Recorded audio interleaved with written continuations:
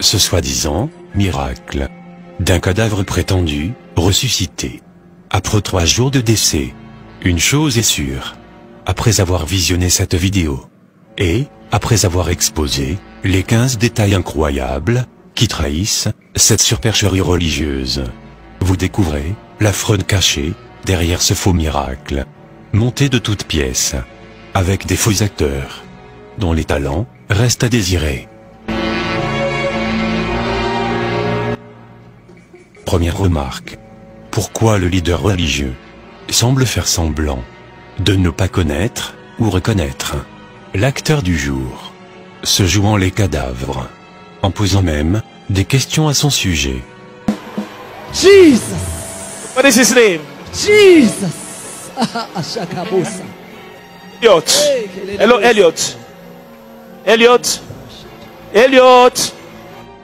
Alors que l'acteur ici, se jouant les morts, ressemble étrangement à un membre du staff ministériel, qui était même son caméraman personnel, durant des séances de délivrance similaires, et cela quelques années précédentes.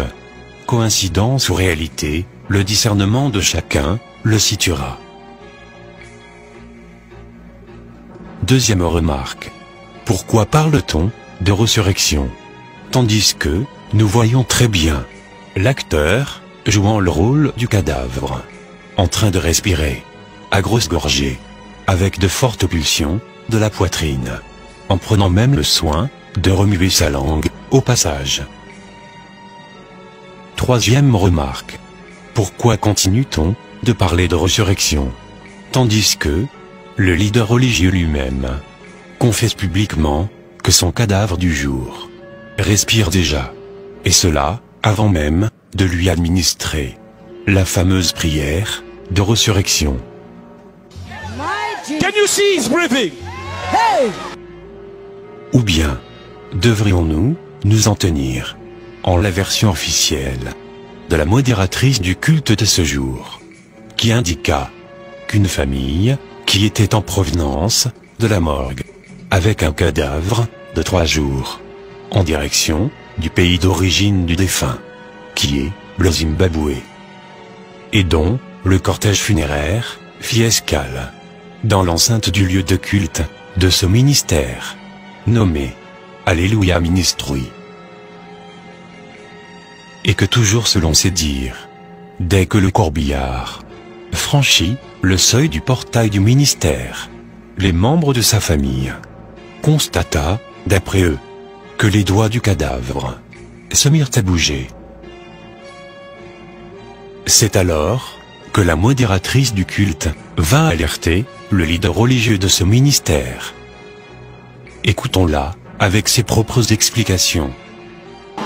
Something is happening as the funeral parlor drove over the church door. The next door neighbor that came with him said, "It seems like the fingers of this dead corpse is beginning to move." Mais cette explication de la modératrice du culte n'est malheureusement pas convaincante, et cela nous ramène à notre 4e remarque, qui est comme suit. Comment les membres de la famille ont-ils constaté les doigts du cadavre bouger dans un cercueil sans vitre de vision, en plus avec une couverture qui ne révèle aucunement la position du corps? 5e remarque. Et chose bizarre, pourquoi les membres de la famille endeuillée continuent de maintenir le soi-disant défunt cloîtré dans un cercueil fermé, avec le risque d'étouffement, avec en plus les crochets de sécurité toujours en place, dans l'attente du leader religieux, dont ils n'avaient pourtant aucune certitude qu'il interromprait l'élan du culte, afin de sortir à leur rencontre, alors que les mêmes membres de la famille prétendent avoir vu les doigts du cadavre bouger. Qui d'entre nous garderait son proche frappé par la mort, et en plein début de résurrection, dans un cercueil fermé, et en plus verrouillé, sans avoir la curiosité de l'ouvrir, en vue de faire une vérification, avant l'arrivée sur les lieux, du pasteur. Surtout après le soi-disant mouvement des doigts. Aussi, pourquoi continue-t-on de parler de résurrection avec un mort dont les doigts bougent à volonté avant même la prière de délivrance? Sixième remarque. Pourquoi les images issues du filmage de cette caméra-ci, et qui est d'ailleurs la seule à faire un gros plan sur le visage du soi-disant cadavre avant la sortie du corps du corbillard, ne sont pas inclus dans la production finale de la vidéo de témoignage, alors que nous voyons tous bien que cette vidéo est le fruit d'un montage finalisé. Et, en lieu et place, l'on nous sert que des images filmées à distance. Aussi, une autre remarque, tout filmage qui se rapproche du visage du cadavre, en ce moment précis, est automatiquement crispé avec des signaux de brouillage, et cela, par qui? Aucun indice, alors que cet extrait vidéo a été récupéré sur le site officiel de ce ministère, Alléluia Ministry. Septième remarque de taille. Selon la famille du soi-disant cadavre, le corbillard était en train de transférer le corps de l'Afrique du Sud, ou soit de Johannesburg, à Zimbabwe, qui est, au moins, à 10 heures de route. Alors, quelle morgue sérieuse ne va pas prendre le soin de préparer un cadavre de 3 jours, à un si long voyage, à risque? Et cela, avec un embobement en bonne et due forme. Lorsque nous recevons les corps, après avoir signé les fiches de IFT, nous recevons les fiches. Maintenant, nous avons l'obligation de faire le traitement, soit l'embaumement. Avec des bouts de coton dans les narines du cadavre, afin d'empêcher l'air d'infecter le cadavre, en s'introduisant par ses narines. Ou même, pourquoi aussi la morgue n'a-t-elle pas fermé la bouche de ce soi-disant cadavre, par force, avec des moyens médicaux, pourtant connus de tous les services funèbres, et cela, afin d'éviter que l'air contamine le cadavre par la bouche, et occasionne ainsi un gonflement du corps, qui accélérait sa putréfaction. Et beaucoup plus important, pourquoi ces mesures préventives n'ont-elles pas été respectées, afin d'éviter de contaminer les autres occupants du corbillard, pourtant vivants, avec des bactéries qui s'échappent des narines sans protection, et de la bouche, laissée ouverte, du cadavre? Alors pourquoi cet acteur ici sort du cercueil, la bouche ouverte, et les narines sans protection, avec des bouts de coton? La réponse est toute simple, puisque cet acteur, pas du tout impressionnant, n'a jamais été mort, alors, le faire causerait son étouffement, ce qui serait un meurtre. Comédie religieuse de ce leader religieux et ses faux acteurs, qui a même été imité par de nombreux internautes à travers le monde entier en guise de moquerie.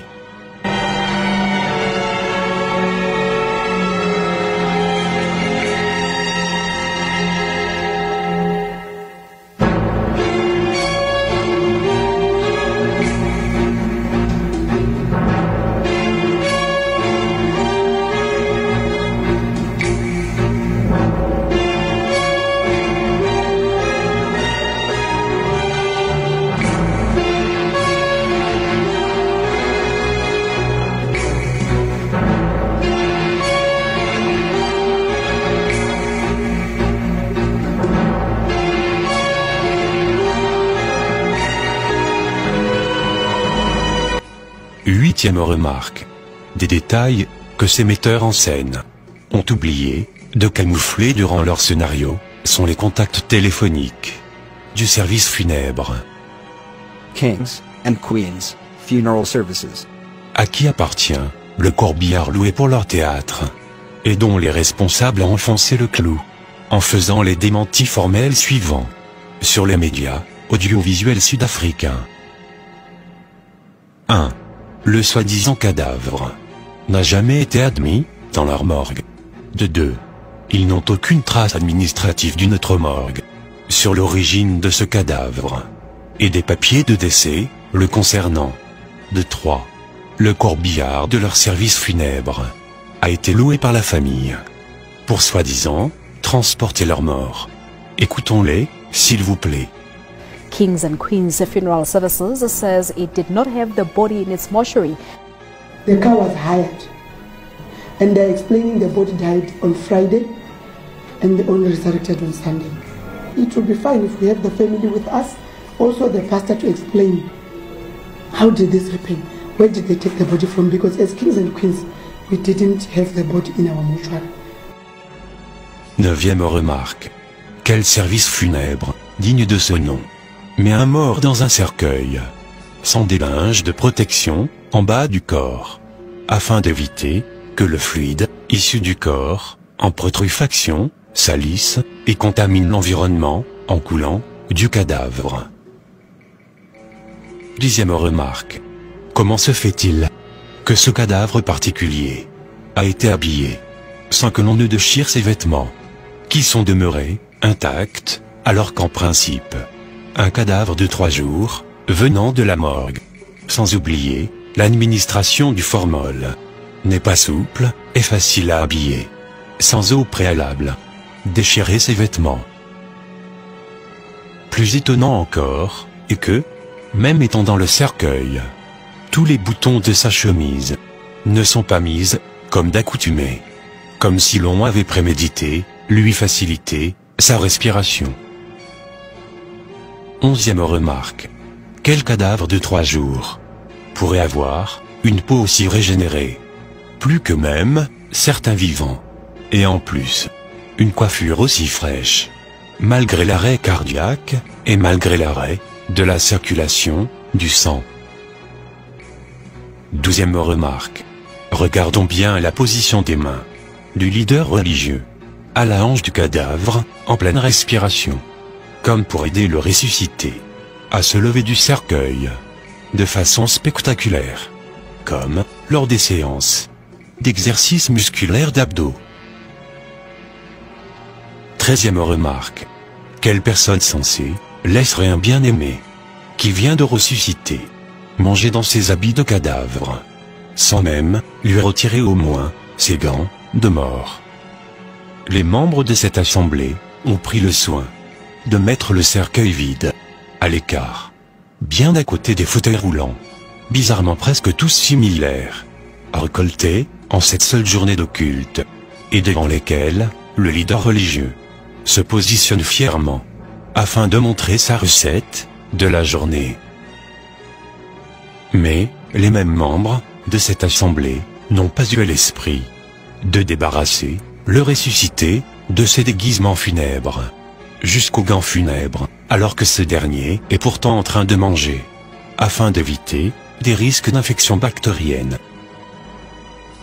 Même dans le cas de la résurrection de notre bien-aimé, Lazare, comme décrit en Jean, chapitre 11, verset 44, notre Seigneur Jésus-Christ a demandé que l'on délie Lazare, fraîchement ressuscité, de ses habits funèbres, avant toute chose. 14e remarque. Quel membre de famille qui, après avoir perdu un être cher, durant 3 jours de séparation, et qui, après sa résurrection, montre si peu d'émotion?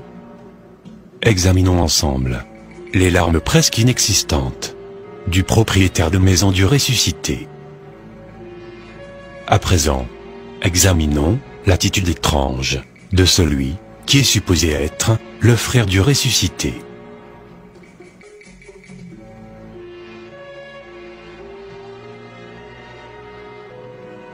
Et plus choquant, constatons ensemble la réaction fade de cette femme, qui est supposée être l'épouse du ressuscité, et cela, malgré 3 jours de séparation d'avec son mari, à cause de la mort. La soi-disant épouse semble être distante du ressuscité. 15e remarque. Le soi-disant ressuscité semble ne pas reconnaître les humains qu'ils regardent désormais, étrangement, comme des extraterrestres. Il semble ne plus reconnaître sa propre femme et ne lui donne aucune attention. Mais cependant, le ressuscité se rappelle, subitement, de son nom. What is your name?